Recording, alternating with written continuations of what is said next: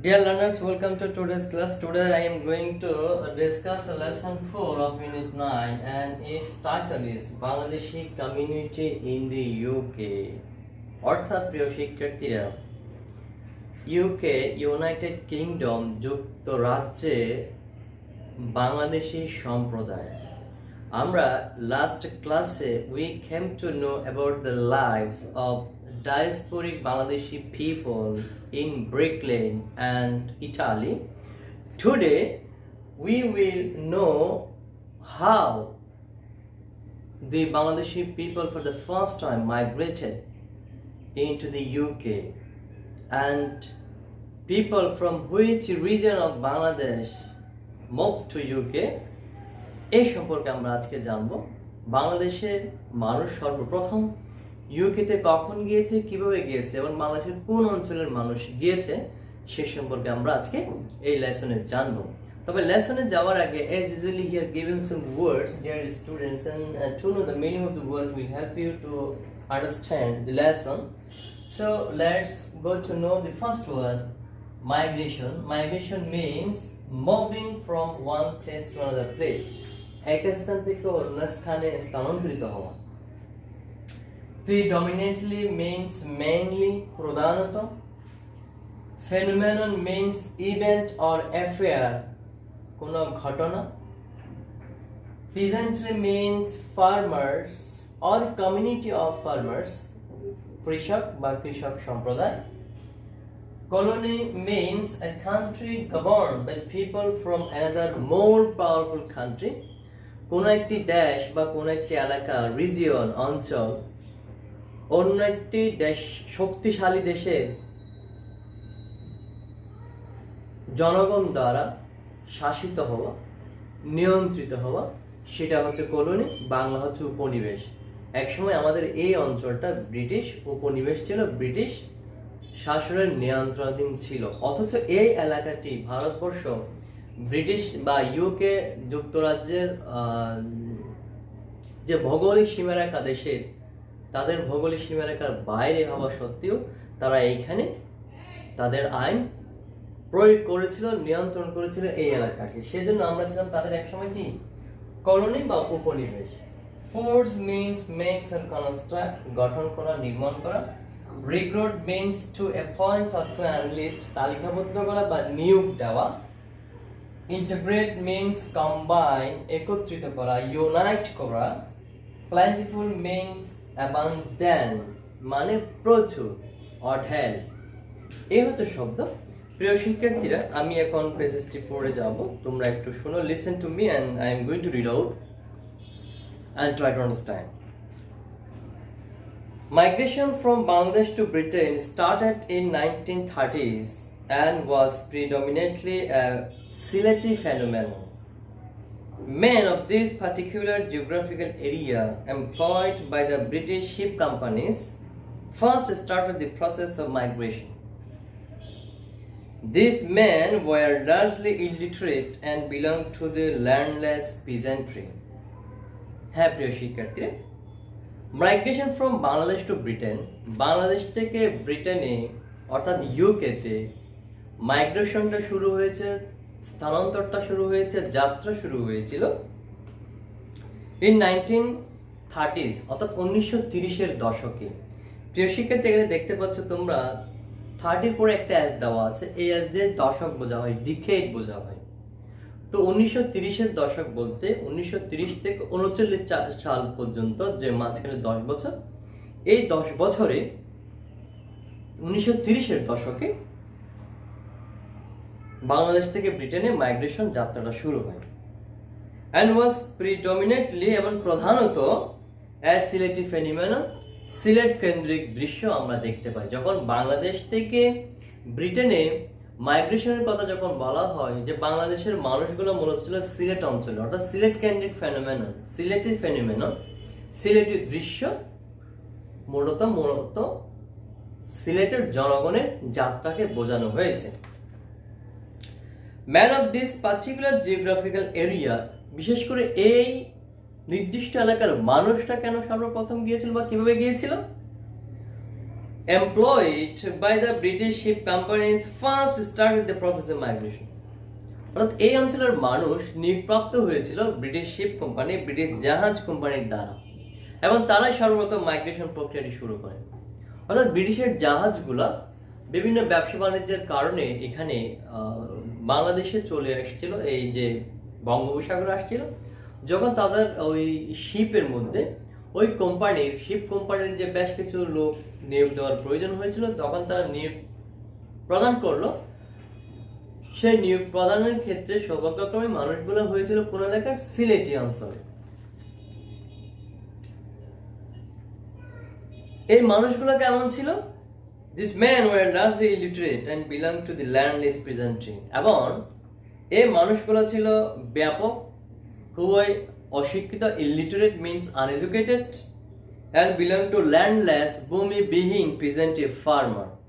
এটা হচ্ছে ভূমিবিহীন কৃষক ছিল। After the Second World War, due to labor shortage and British government encouraged British labor migration from its former colonies. দ্বিতীয় বিশ্বযুদ্ধের পরে অর্থাৎ 1945 সালের পরে যখন ব্যাপক শ্রম ঘাটতি দেখা দেয়, লেবার শর্টেজ, শ্রম ঘাটতি দেখা দেয়, এবং British government encourage labour migration, এবং ব্রিটিশ সরকার উৎসাহ করেছিল, আগ্রহ প্রকাশ করেছিল যে তারা তাদের ফর্মার কলোনিস, তাদের সাবেক উপনিবেশ থেকে তারা মানুষ সংগ্রহ করবে, লেবার সংগ্রহ করবে, শ্রমিক সংগ্রহ করবে। কারণ তখন দ্বিতীয় বিশ্বযুদ্ধের কারণে ব্যাপক ধ্বংসযজ্ঞ হয়েছিল এবং ব্যাপক অর্থনৈতিক মন্দা দেখা দিয়েছিল, এবং প্রচুর পরিমাণের শ্রম এই কনস্ট্রাকশন কাজে এবং স্বল্প খরচে তাদের অনেক শ্রমিক প্রয়োজন হয়েছিল। সেজন্য তারা সিদ্ধান্ত নিয়েছিল যে তাদের যে সাবেক কলোনিগুলো থেকে তারা শ্রমিক লেবার তারা কি করবে? রিক্রুট করবে। The post-war British economy demanded cheap and plentiful labor. যুদ্ধ পরবর্তী ব্রিটিশ অর্থনীতি দাবি করেছিল যে সস্তা এবং প্রচুর পরিমাণের শ্রম, প্ল্যান্টিফুল মানে অ্যাবান্ডেন্ট, অর্ডার শ্রম, much of which was recruited, এবং যার অধিকাংশ recruited means enlisted or appointed, যাদের অধিকাংশ নিয়োগ দেওয়া হয়েছিল যে from south Africa, Asia, south Asia, দক্ষিণ এশিয়া থেকে। Since Sylhet has already forced, যেহেতু সিলেটিরা ইতিমধ্যে ফোর্স করেছে, বিল্ড করেছে, ক্রিয়েটেড করেছে, গড়ে তুলেছে a strong link with the UK, ইউকের সাথে একটি শক্তিশালী সম্পর্ক, strong link, a strong relationship. Most new labor was drawn from there, এবং অধিকাংশ নতুন লেবার শ্রম সেখান থেকে নেওয়া হয়েছিল। অর্থাৎ জাহাজের চাকরির সুবাদে সিলেটি অঞ্চলের লোক প্রথম 1930 সালে ইউকেতে, ব্রিটেনে গমন করার সুযোগ হয়েছিল। সেই থেকে তাদের একটা শক্ত অবস্থান গড়ে উঠেছিল কোথায়? ইউকেতে। যখন দ্বিতীয় বিশ্বযুদ্ধের পরে অর্থাৎ 1945 পরে যখন ব্রিটিশ সরকার আবার সিদ্ধান্ত নিয়েছিল যে make a decision two recruit some people from its former colonies including Bangladesh সহ যখন ফর্মাল কলোনিজ থেকে তারা আবার মানুষ নিতে চাইল, চিপ অ্যান্ড প্ল্যান্টিফুল লেবার, সস্তা এবং প্রচুর পরিমাণের শ্রম, সেই সুবাদে যে সিলেটি মানুষ যে 30-এর দশকে গিয়েছিল তারা সেই সুযোগটি কাজে লাগিয়েছিল। অর্থাৎ তারা তাদের আত্মীয় স্বজন পরিচিত জনকে যখন বিশ্বযুদ্ধের পরে আবার সুযোগ লাগলো, তারা তখন আবার সেই সুযোগটা কাজে লাগিয়ে প্রচুর পরিমাণের সিলেটি অর্থাৎ বাংলাদেশি ইউকেতে তারা নিয়ে গিয়েছিল। Siletis based in the UK help each other to integrate into a new society by providing credit, arranging document, and gradually spreading the network. এবং সিলেটিরা যারা ইতিমধ্যে ইউকেতে বসতি স্থাপন করেছে, প্রতিষ্ঠিত রয়েছে, তারা একে অন্যকে সাহায্য করেছিল to integrate, to combine, to be united into the new society, তাদের নতুন সমাজে তাদেরকে অন্তর্ভুক্ত করতে তারা সাহায্য করেছিল। কিভাবে সাহায্য করেছিল? বাই প্রোভাইডিং ক্রেডিট, তারা ঋণ প্রদান করেছিল। ক্রেডিট মিনস লোন, তারা লোন দিয়ে সাহায্য করেছিল। Arranging document means papers, important papers, গুরুত্বপূর্ণ কাগজপত্র সংগ্রহ করে দিয়ে। অ্যান্ড গ্রাজুয়ালি এবং ক্রমান্বয়ে স্প্রেডিং দ্য নেটওয়ার্ক, এবং যোগাযোগ বৃদ্ধির মাধ্যমে।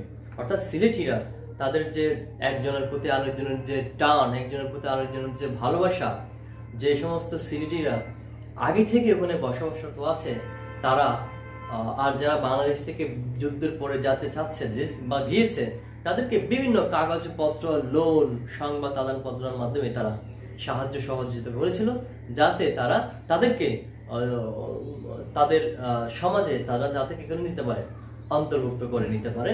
অর্থাৎ ডায়াসপোরিক লাইফ, লাইফে, ডায়াসপোরিক সোসাইটিতে ইন ইউকে তারা যাতে নতুনদেরকে অন্তর্ভুক্ত করে নিতে পারে, সেই জন্য তারা একে অপরকে খুবই সাহায্য সহযোগিতা করেছিলেন। ডিউরিং দিস 1950s, 1950-এর দশকে, অর্থাৎ 50 থেকে 59 সাল পর্যন্ত এই 10 বছরে, দি নাম্বার ইনক্রিজ ড্রামাটিক্যালি, এই সংখ্যাটা খুব নাটকীয়ভাবে বেড়ে গিয়েছিল। আবার যাই হোক, along with people from poorer background, গরিব লোক ছাড়াও a small number of urban, upper and middle class Bangladeshis also migrated even before the Second World War II for higher education and settled in the UK. এখন প্রশ্ন হচ্ছে, শুধু কি illiterate এবং landless peasantry গরিব লোকেরাই কি ইউকেতে মাইগ্রেট হয়েছিল? না, বলা হচ্ছে যে দ্বিতীয় বিশ্বযুদ্ধের আগে